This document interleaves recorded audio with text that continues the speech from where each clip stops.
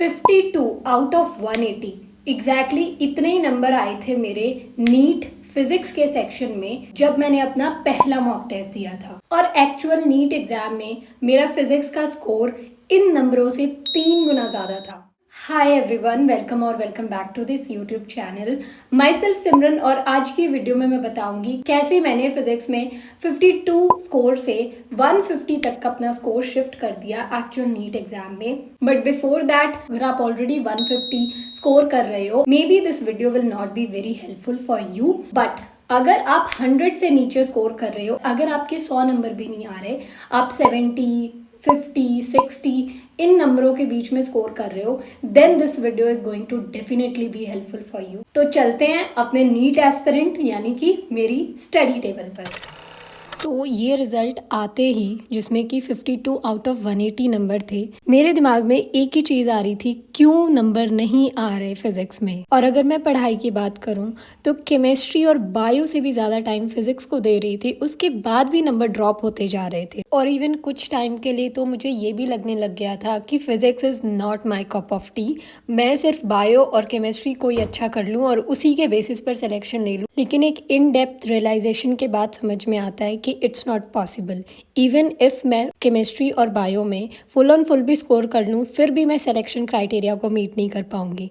बस फिर क्या था, फिजिक्स अब करनी तो थी, जैसे तैसे करनी थी। और 11th खत्म होते ही 12th स्टार्ट होने से पहले हमें 1.5 महीने का ब्रेक मिला था, जिसमें कि मैं अपने घर वापस नहीं आई। मैंने इन सारी मिस्टेक्स को कलेक्ट करना शुरू कर दिया, आखिर क्यों मेरी फिजिक्स में इतने कम नंबर आ रहे हैं। तो जिसमें से सबसे पहली मिस्टेक निकलती है, जो मोस्टली बच्चों की होती है, दैट वाज कैलकुलेशन एरर। मैं बहुत जगह पर कैलकुलेशन मिस्टेक्स कर देती थी। तो ऐसा होता था कि फॉर्मूला सही लगा है, सब कुछ सही है, बट एंड में आंसर गलत निकल रहा है। और हम सबको पता है, हमें तो सिर्फ बबल ही मार्क करना होता है, स्टेप बाय स्टेप की तो मार्किंग कोई हमें मिलती नहीं है। तो सबसे पहले इसको सॉल्व करने के लिए मैंने बेसिक मैथ्स, जो कि हमें 10th 12th में हम circumference, area of shapes, triangle theorems ये सब पढ़ते थे, मैंने उनको दोबारा से सारी रिवाइज कर ली। और मुझे टेबल्स 15 तक आते थे, तो मैंने उसको 20 तक याद कर लिया, क्योंकि these things play very important role to reduce the calculation errors. तो बेसिक मैथ्स और टेबल्स को मैंने काफ़ी स्ट्रॉन्ग कर लिया उस 1.5 महीने के गैप में। And when our 12th started, तो फिर 12th के साथ साथ मैंने 11th के जो बेसिक्स थे, जैसे कि vectors, Newton's laws of motion, ये सारे चैप्टर्स मैंने साथ साथ में 12th के ही कवर करने शुरू कर दिए, जिससे कि मेरे 11th के बेसिक्स भी क्लियर होते जा रहे थे। और 11th के बेसिक्स क्लियर होते जा रहे थे, तो मुझे 12th की फिजिक्स अच्छे से समझ में आ रही थी। Now once we are done with the basics, अब सबसे इम्पॉर्टेंट रोल होता है टू डिसाइड द टीचर जिनसे हमें अपनी फिजिक्स पढ़नी है। देखो, एक बार पूरी तरीके से अपनी तसल्ली करके टीचर डिसाइड करना बहुत ज़रूरी है। और ये आप अपने कन्वीनियंस के हिसाब से ऑनलाइन या ऑफलाइन दोनों में से किसी भी एक टीचर को डिसाइड कर सकते हो। आज के टाइम में ऑनलाइन भी बहुत अच्छे अच्छे टीचर्स पढ़ाते हैं। बहुत सारे बच्चों के दिमाग में ये मिथ होती है कि सिर्फ ऑफलाइन ही अच्छी फिजिक्स पढ़ाई जाती है। ऐसा बिल्कुल नहीं है। ऑनलाइन भी बहुत अच्छे अच्छे टीचर्स हैं जो फिजिक्स पढ़ाते हैं और बहुत अच्छे से कॉन्सेप्ट्स क्लियर करवा देते हैं। तो अपने बजट और अपने कन्वीनियंस को देखते हुए आप अपना टीचर डिसाइड कर सकते हो कि मुझे इस पर्टिकुलर टीचर से एंड तक फिजिक्स पढ़नी है, क्योंकि तुम्हारी फिजिक्स तुम्हारे एफर्ट से इम्प्रूव होगी। सो अगर कोई फाइनेंशियल इश्यूज हैं, तो आप ऑनलाइन एक टीचर सेलेक्ट करके उनसे भी पढ़ना शुरू कर सकते हो। बट ऑलवेज रिमेंबर, जिस भी टीचर से आप तसल्ली करके उसको सिलेक्ट कर रहे हो, उसे ट्रस्ट करो पूरी तरीके से। और जो भी वो तुम्हें होमवर्क्स दे रहे हैं, जो भी शीट्स करने को दे रहे हैं, वो सारे अच्छे से कंप्लीट करो। और जो भी नोट्स वो दे रहे हैं, हैंड नोट्स बनाओ पहली चीज़ उनके साथ साथ। तो ये चीज़ें बहुत ज़रूरी हैं। And trust your teacher blindly. और अगली गलती जो मैं कर रही थी, that was focusing only on formulas. I agree with that कि फॉर्मूलाज बहुत इंपॉर्टेंट है। और नीट में बहुत सारे ऐसे सवाल आते हैं फिजिक्स में जो डायरेक्टली फॉर्मूला बेस्ड होते हैं, तो फॉर्मूला याद करना ज़रूरी है।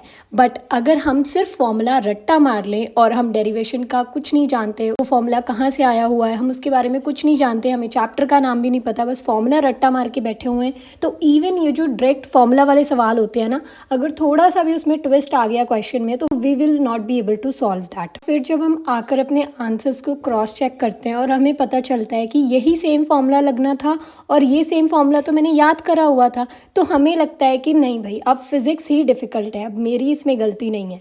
बट ये एक ऐसी छुपी हुई गलती हम कर देते हैं जो हमें पता भी नहीं चलता कि हम गलती कर रहे हैं, but still it is a mistake जो कि मुझे मिली थी। तो in this case I would say just one thing कि रिमेंबर ओनली फॉर्मूला, याद तुम्हें सिर्फ फॉर्मूला ही रखना है at the end, but also focus on derivations, क्योंकि डेरिवेशन से तुम्हारे उस फॉर्मूले के बेसिक्स क्लियर होंगे। ज़्यादा नहीं, बस पहली बार तुम्हें जब टीचर वो फॉर्मूला डिराइव करके दिखा रहा है तो उसकी डेरिवेशंस पर अच्छे से ध्यान देना बहुत ज़रूरी है, which I was skipping.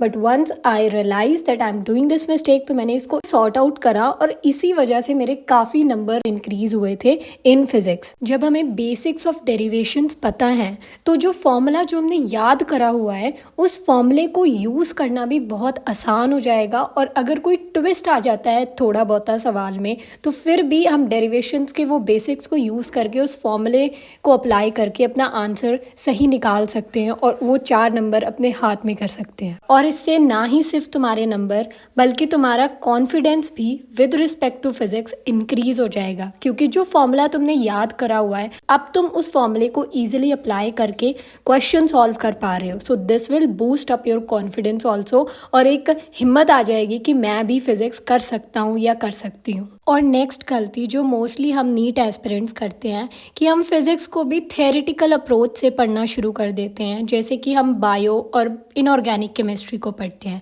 But हमें ये चीज़ माननी पड़ेगी कि फ़िज़िक्स एक प्रैक्टिकल सब्जेक्ट है जिसको समझ के या फिर विजुअलाइज करके पढ़ा जाना चाहिए, ना कि सिर्फ थ्योरी अप्रोच से।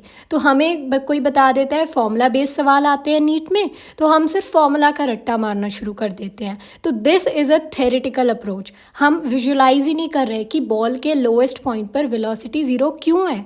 When we are not asking questions to ourselves कि अगर मैं ये चीज़ ये फॉर्मूला इसमें लगा रहा हूँ तो क्यों लगा रहा हूँ, और ये पर्टिकुलर फॉर्मूला और किस किस टाइप के सवालों पर अप्लाई हो सकता है। तो फिजिक्स को विजुअलाइज करके पढ़ना बहुत ज़रूरी है। जैसे कि ए पॉइंट से बी पॉइंट तक किसी ऑब्जेक्ट को प्रोजेक्ट करा जा रहा है, तो उसका अगर प्रोजेक्टाइल बना रहे हैं तो पहले उसका रफ डायग्राम बनाओ इनसाइड योर हेड और रफ नोटबुक पर बना लो, ताकि तुम उसको विजुलाइज कर पाओ कि अच्छा ये वैल्यूज़ मुझे सवाल में दी हुई हैं और ये वैल्यूज़ मुझे निकालनी है। और practice of physics is equivalent to number of questions you are solving. तो फिजिक्स में ज़्यादा से ज़्यादा क्वेश्चन सॉल्व करना बहुत ज़रूरी है। ज़्यादा से ज़्यादा क्वेश्चंस एक पर्टिकुलर टॉपिक के सॉल्व करोगे तो तुम्हें वैरायटी पता चल जाएगी कि इस टॉपिक से इस टाइप के सवाल आ सकते हैं मेरे सामने, और एक तुम्हारा माइंडसेट भी डेवलप हो जाएगा कि इस पर्टिकुलर सवाल को मुझे कैसे अप्रोच करना है। You will develop approach, mindset and तुम वैरायटी ऑफ क्वेश्चंस भी सॉल्व कर जाओगे। और जब सही अप्रोच से हम फिजिक्स को पढ़ना शुरू करते हैं तो सवाल सॉल्व होने लग जाते हैं, और एक बार सवाल सॉल्व होने शुरू हो जाते हैं तो कॉन्फिडेंस बढ़ने लग जाता है, और कॉन्फिडेंस बढ़ता है तो नंबर खुद ब खुद बढ़ते हैं।